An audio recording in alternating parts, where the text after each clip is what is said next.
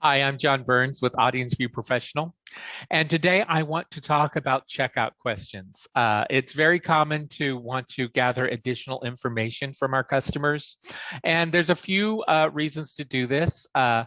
One reason is maybe you're selling a class. So I've got this Studio Fundamentals class here, and I've actually already put one in my cart.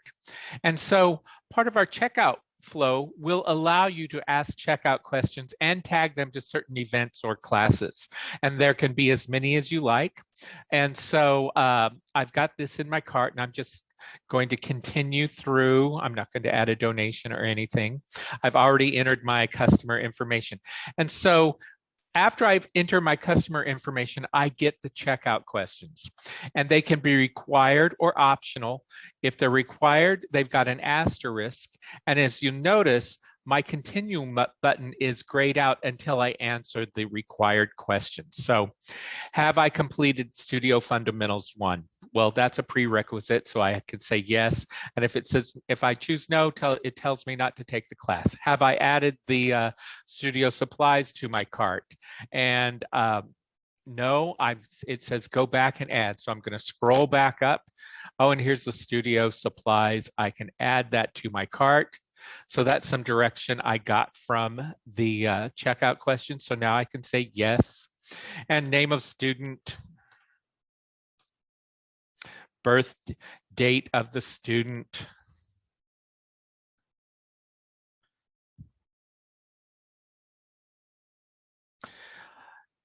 and adult contact name.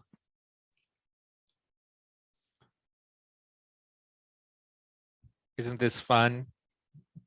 Watching me fill out a form. And are there any food allergies we should know about? And I'm going to say none. And now that I've answered all these required questions, I can go ahead and check out and continue on and complete my order. Now, I also have a scenario with an event. And so the event I'm buying is the 6th. And likewise, I've already put some in my cart. And so I'm going to scroll through the process. Once again, I've already put in my customer information.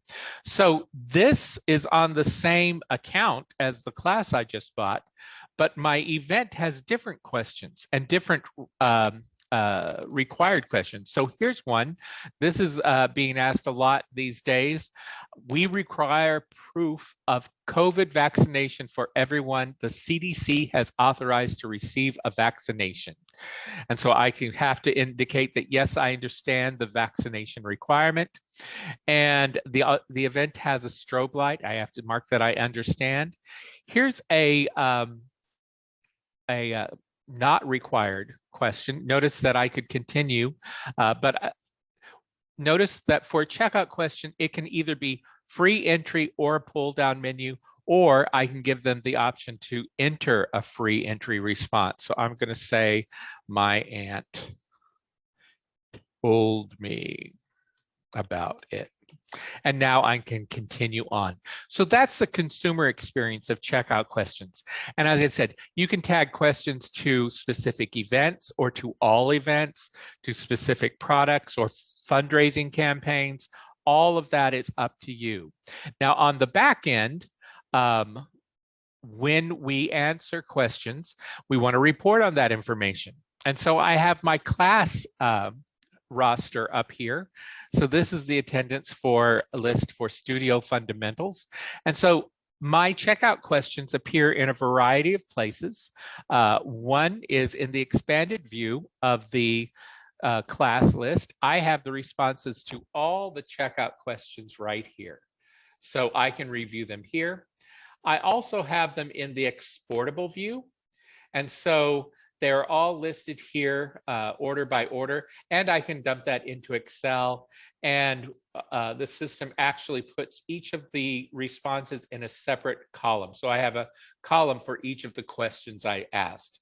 So that's a couple of the ways you can report about questions on an event level. The other way we can do it is through the setup of the question. So, for instance, this event involves a strobe light. So I can get my answers here. I can view a list of all my answers, and I can put in dates that I want to pull the answers from. And when I refresh this, I get a list of all the orders and the way these people responded to this question. This is exportable to Excel. I can also view this by event. So if I wanted to look at everyone who bought one of my shows and what their responses to these questions were, I can pull it that way as well. The other thing I want to show here is how to set up a checkout question and the options you have. So when I am setting up a checkout question, notice I can decide where it's asked. Is it going to be asked of web orders? Is it going to be asked when people in the box office are processing an order?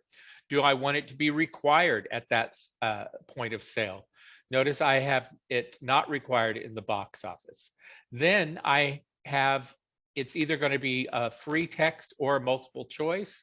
And so in this case, I've already entered my response here. And then notice that I can decide where it gets asked.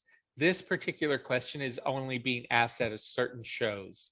And if I want it to be asked for everything, I would just choose for every series. If I wanted to ask for all tickets, if I wanted to be asked on a particular product, I could do that or select a product.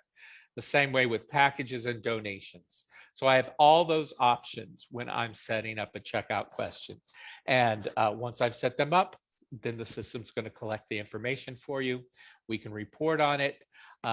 Thank you for making this time for me to talk about checkout questions. They can be really, really valuable, especially during this time when so many of our theaters are requiring proof of vaccination to attend their events. So have a great day, and thank you for your time.